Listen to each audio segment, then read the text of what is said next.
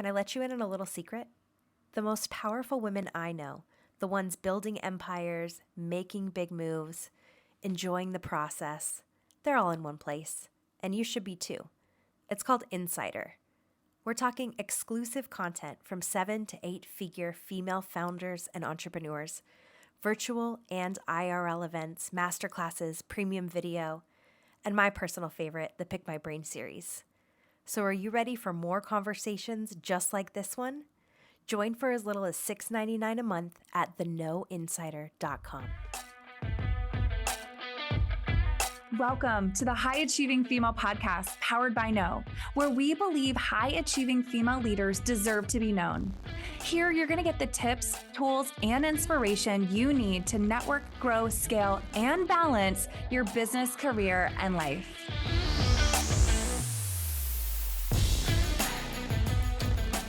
Welcome to the High Achieving Female Podcast.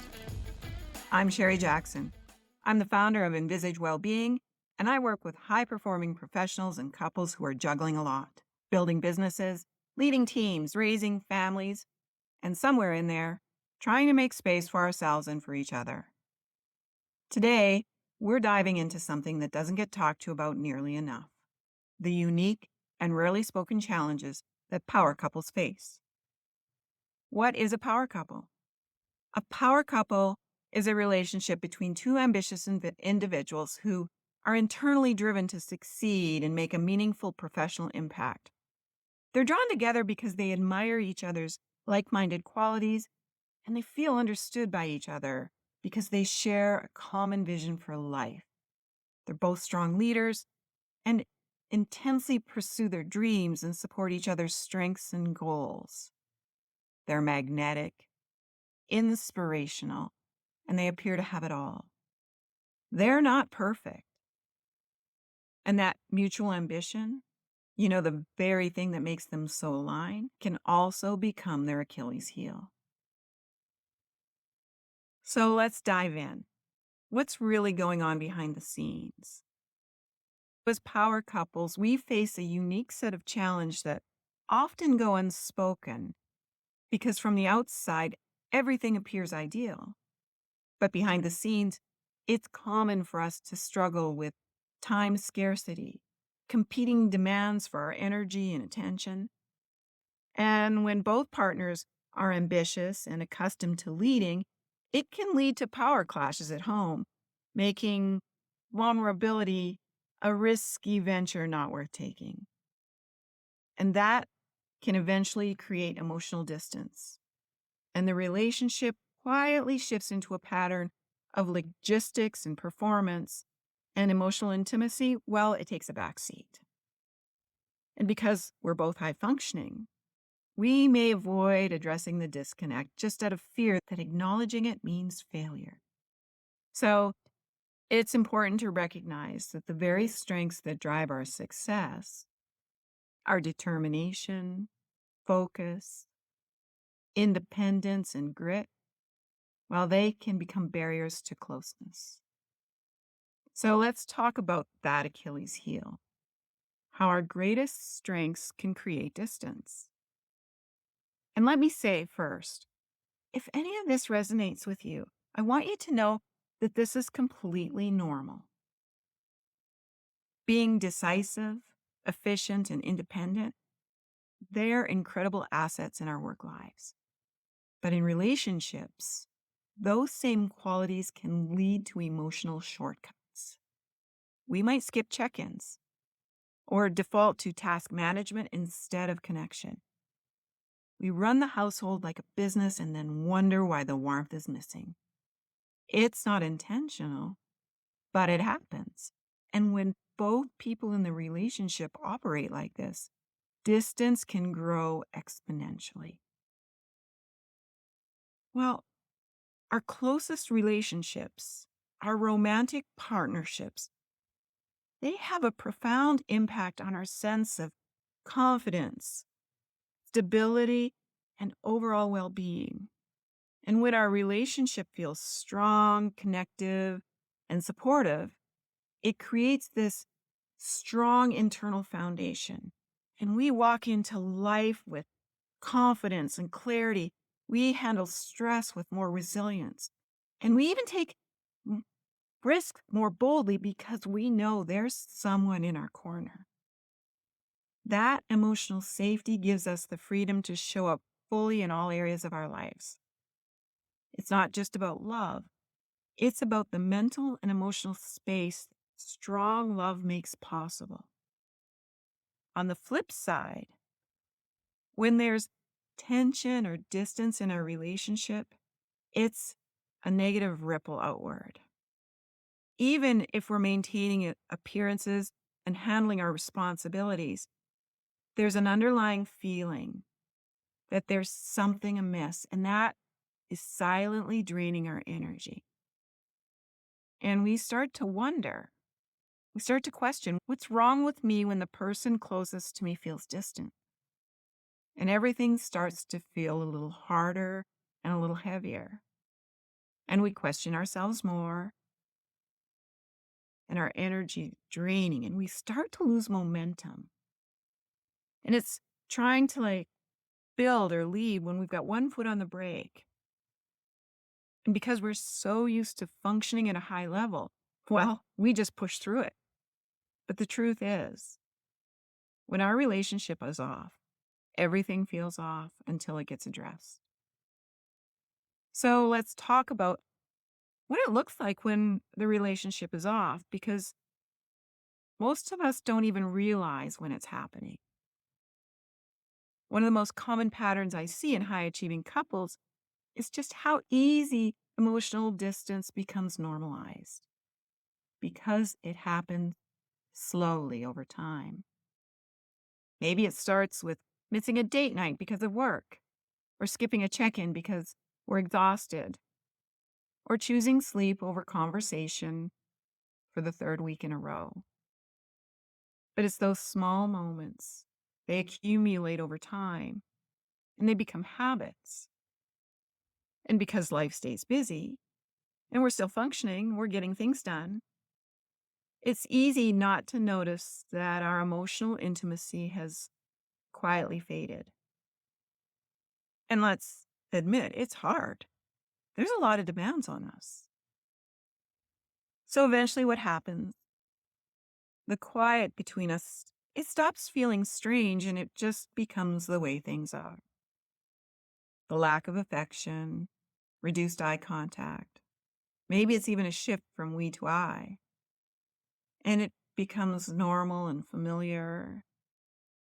And in that familiarity, the disconnection feels, well, it just doesn't feel urgent anymore. It's normal. And we stop reaching out for each other because it's no longer the default. And then we tell ourselves, we're just in a busy season. We'll come back to each other later. We even kind of take each other for granted, don't we? And the longer that distance sits, the more it reshapes the relationship. And what was once exciting and vibrant and close becomes like a kind of emotional coasting, comfortable, but disconnected. And do you ever wonder what makes it so hard to bring this up? Well, talking about relationship challenges can feel incredibly vulnerable, more vulnerable than navigating big business decisions. We see ourselves as capable, composed, and in control, and admitting that something feels off at home can feel like cracking the armor. It goes against the identity that we've built. You know, the one that says, I handle things, I make it work, I don't drop the ball. And that mindset, it's useful in high performance settings, but it can make it challenging to opening up when there's disconnection, when it's emotional rather than logistical. And there's also a deep fear that naming the problem will make it worse. That if we say out loud, I don't feel as close to you anymore, that it will be received as criticism or rejection. So we avoid these conversations, not out of apathy, but out of a desire to protect ourselves from an enormous fear of being rejected by the most important person in our lives. And of course, we don't want to hurt the other person or seem ungrateful. So we settle for the delusion that we're still technically functioning. We focus on external wins. And we just hope that the closeness will magically return on its own. All the while, the silence just stretches out longer. So here's the part that really breaks my heart. I see couples that this disconnection, it's gone on for years, even decades. Many of us say so focused on building careers and the business of raising a family that we don't realize just how far apart that we've drifted. Because it's become a habit, right? Slowly happened over time. And then a lot of the times when kids leave the house, it brings this up because there we are. The habits of disconnection. And for many, that moment sparks a crisis. And it's not just about the marriage, it's about our identity. Who are we now? Who have we become? And who have we become to each other? And sometimes we might even question, do I even want this anymore? Now, I realize those are heavy questions, but they're real, especially when there's been so little intimacy for so long that the relationship, it's just become a shared routine, not a shared emotional experience. So there are remedies. There are things that we can do now, and it doesn't matter how long it goes on. How we can remedy this is simple. It might not be the fix for everyone, but if we catch it early and we make time for each other and protect it. So that means you have to put it on the calendar, not just dinner dates, scheduling time to talk without distractions, intentional time with each other. Doesn't matter how much, it just has to be consistent.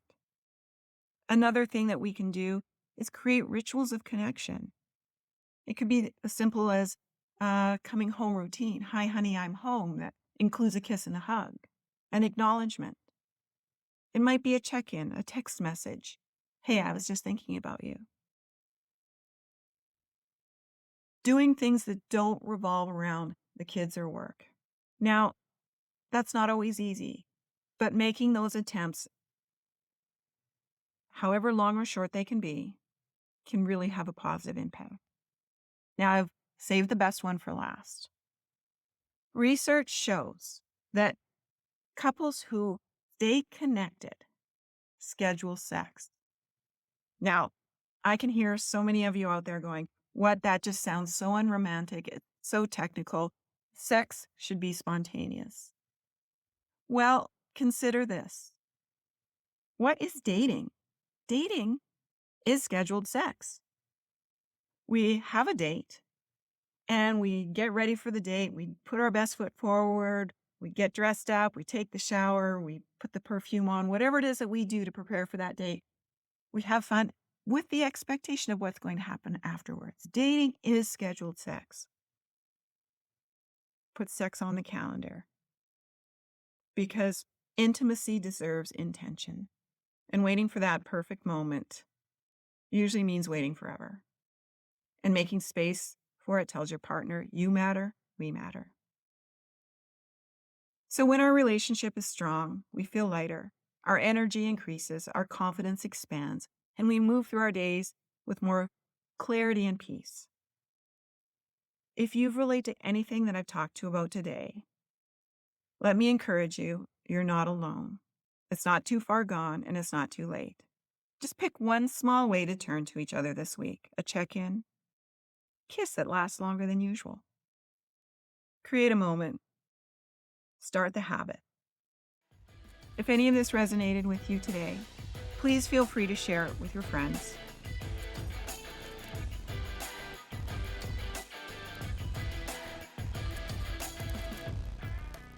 you for joining us for this episode of the High Achieving Female Podcast, powered by No, where we believe it's time for high achieving women like you to be seen, heard, and recognized.